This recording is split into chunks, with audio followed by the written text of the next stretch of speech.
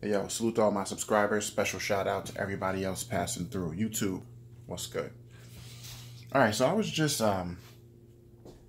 listening to The Breakfast Club. Actually, I was watching Charlemagne's Donkey of the Day on YouTube.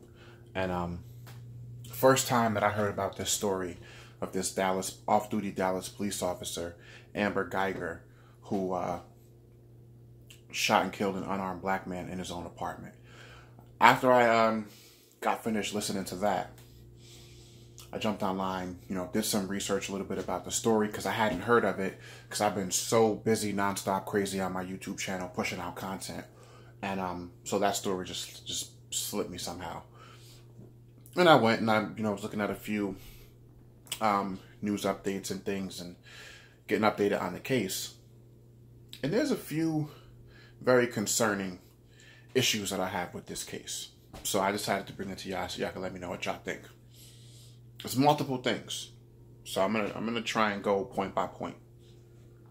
And I'm shooting this off the fly because I didn't have much time to prepare for this shit. I just listened to it on YouTube. I was watching Charlemagne do his Donkey of the Day, and I just was like, yo, what?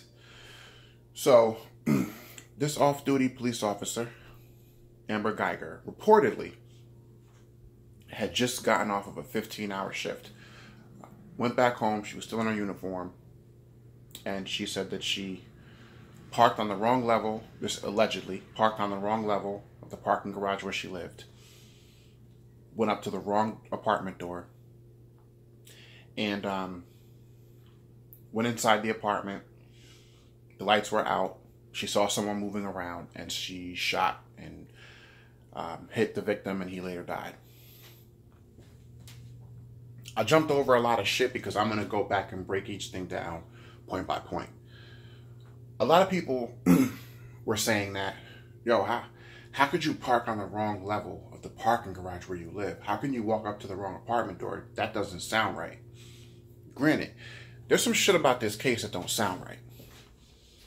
But it's not that. It's not how do you walk up to the wrong door, how do you park in the wrong level of the parking garage where you live.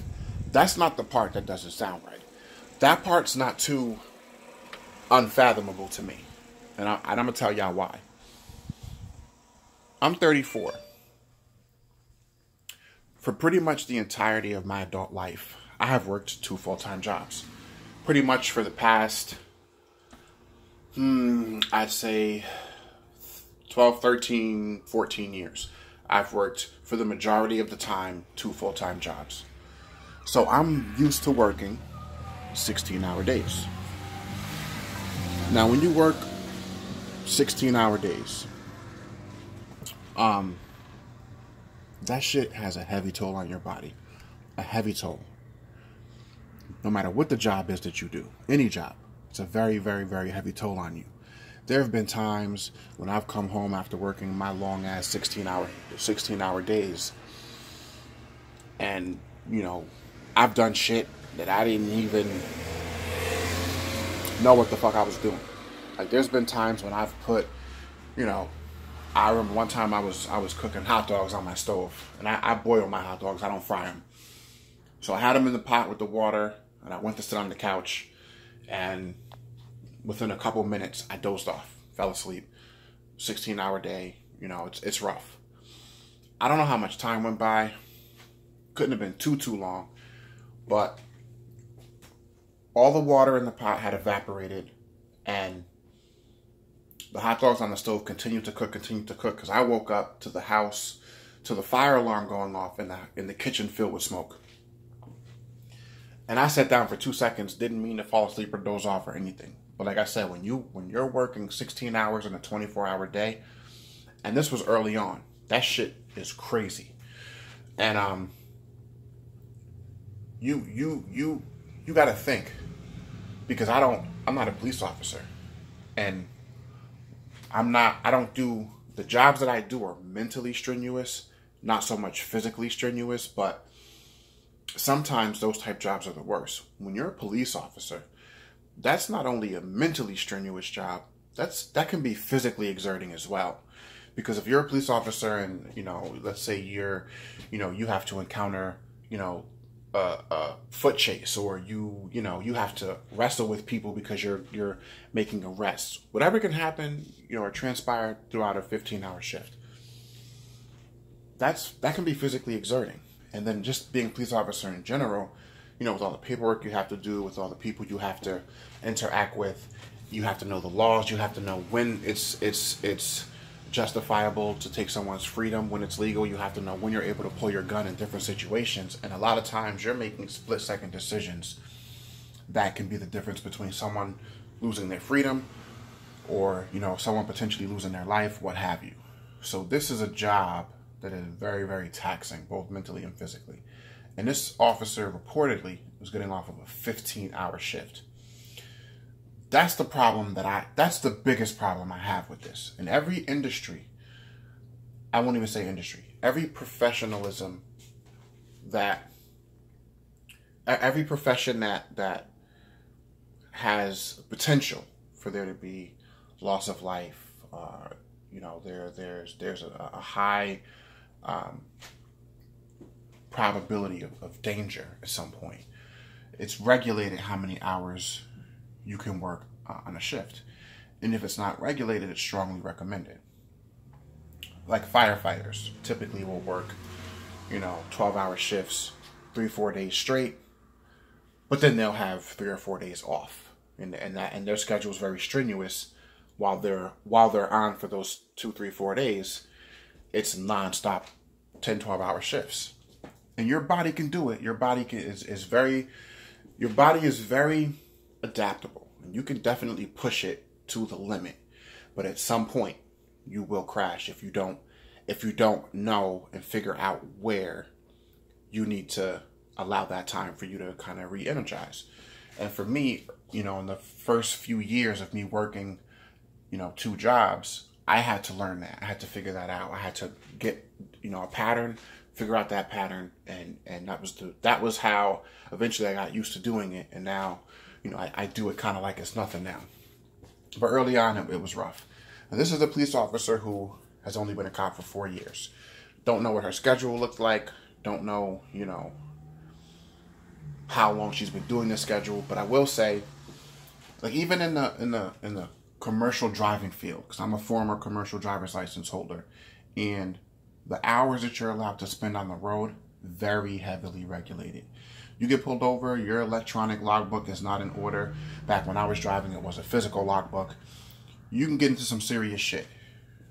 Pilots, the amount of hours they're allowed to spend in that cockpit is regulated. Why is it? Because I've never heard or read that it was. And I've known a lot of cops over the years who they work shifts like that regularly. And everyone's worked a double, because that's pretty much 15-hour shift essentially is a double.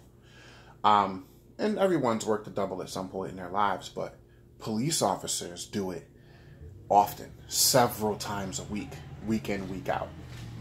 That shit is very, very, very draining for a person who carries a gun and who could potentially be faced at any time with a decision on whether or not to use that gun. And for that very, very simple fact,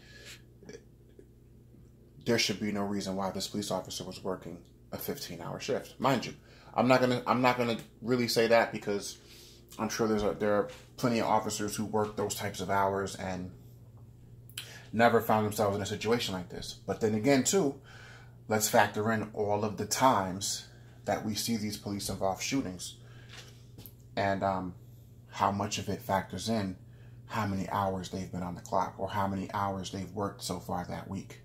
Because people, when they get off work, even for people who have one job, they're not going home, going straight to bed. So the more time that you're awake and the more time that you're doing this strenuous work, that shit at some point, it does start to play tricks on your brain. It's really not far-fetched to me that if this is what happened, what was reported, this officer walked up to the wrong apartment, parked in the wrong level of the parking garage. That's not too far-fetched. So I'm not going to harp on those 2 details of the story. And plus, we don't even know if that's what really happened. That's just what so far has been reported. So That's just my take on that in response to the people who were saying, that don't even make sense. It possibly could. It depends. You don't know how tired this police officer was. Here's the part that's crazy. And for anybody, because I don't know how many of you heard this detail, but for anybody who lives on their own, who has an apartment, house, whatever, there are several complexes, there are several, communities where there are multiple either townhomes or apartments, and the keys are all very, very similar. And there are certain apartment complexes, probably actually the majority of them, where your key will fit into the key slot on any of the other apartments or units. The difference is it will only turn in your unit. So the issue I'm having is, and this is one of the details that were reported, don't know if it's true. If it is, it sounds crazy. Because if this officer is really saying that this is what happened, if she's saying this is true, then there's something wrong here. So what's being reported is that this police officer said that after they walked up to the wrong apartment, but they didn't know that it was the wrong apartment, they put their key in the door, and the door opened because it must have already been unlocked. They walked inside, thought that someone was in there, heard and saw someone moving around, lights were off, and they shot 2 times. If I take my key and go put it in a door that my key goes into, because I have a separate key for my front door in my house, it's a separate key from the back door. So if I put the key that's to the front door and I go around the back and put that key in that slot, it'll go in, but it won't turn. Whether that door is locked or unlocked, it still won't turn. You can turn the knob if the door is unlocked, but you can't turn the key, the locking mechanism, because only one key is meant to fit that lock, and that's the key that was made for it. Hold on.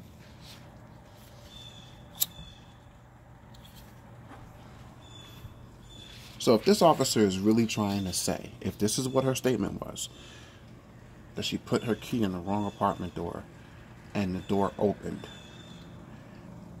possible maybe that she was that tired that she put her key in, turned the doorknob, and maybe the door was already unlocked. But your key is not going to turn a locking mechanism on a door, even if that door is unlocked, if that's not the key to that door. It just won't happen. Now, past that, you walk inside. Now, mind you, this is a police officer. Even though she's off duty, this is a police officer. Police officers are trained. They are trained to announce themselves when they walk into any place, right? Now, yeah, she was off duty. She thought she was in her apartment, according to what is being reported that she stated. But if you even walk into your own home and you're a trained police officer and you see someone moving around in the dark and you think that someone's in your apartment, training is still going to kick in because it should be habit. So this police officer still should have, just out of force of habit, based on her training, should have announced, or at least asked a question like, who's here, what have you, maybe turn on the lights to see who was there. Because it's reported that she didn't see what was going on or what had happened until after the shooting, and then she turned on the lights. Well, why didn't you turn on the lights before? You could say you may have thought you were in your own apartment and you didn't realize you were in someone else's apartment, but you still had a gun, so there was no reason for you not to turn on the lights. Because probably if she was able to turn on the lights after the fact, then most likely the layout is very similar, and you find that in these apartment buildings. The layouts are similar from apartment to apartment. So that part is probably going to be the most iffy part. Why do you just indiscriminately shoot in the dark? It doesn't make any sense. I could understand a civilian doing it who's not a trained police officer, who just happens to own a gun, because civilians who aren't heavily trained the way police officers are, the way maybe soldiers are, they're mostly going off fear if they have an intruder in their home. You know, that's why I'm so on the edge about civilians having guns, because a lot of them aren't properly trained. Going to the gun range is one thing, but when I say properly trained, if you're not trained in high stress situations, because being relaxed and learning how to shoot, being in a class and listening to an instructor on telling you, you know, what you should do and how to do it once or twice in order for you to get your certification to have that gun is one thing. But if you're not tested and trained in those test environments and know how you react in those fight or flight situations, most civilians shoot themselves, they shoot the wrong people, what have you. And that's why I'm so against that. But for a police officer, it doesn't make any sense. And then she wasn't even arrested when the shooting happened. It was almost, what, 4 days later? Happened Thursday. She wasn't actually charged and arrested until Sunday. It doesn't make any sense. Either the story is parts of the story is being covered up by the you know, her police department that she works for, or she's lying. It's one of the two. The situation don't make any sense. For you to be an innocent person not being reported, because it's not like she was engaging someone that she got a call on. She was off duty.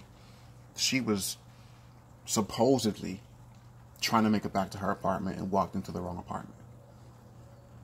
And so this person who was in his home, wasn't even out on the street, wasn't even on his way to work, in his home, supposed to be the most safe place for you to possibly be. And a police officer went into his home and he ended up dead. Hold on.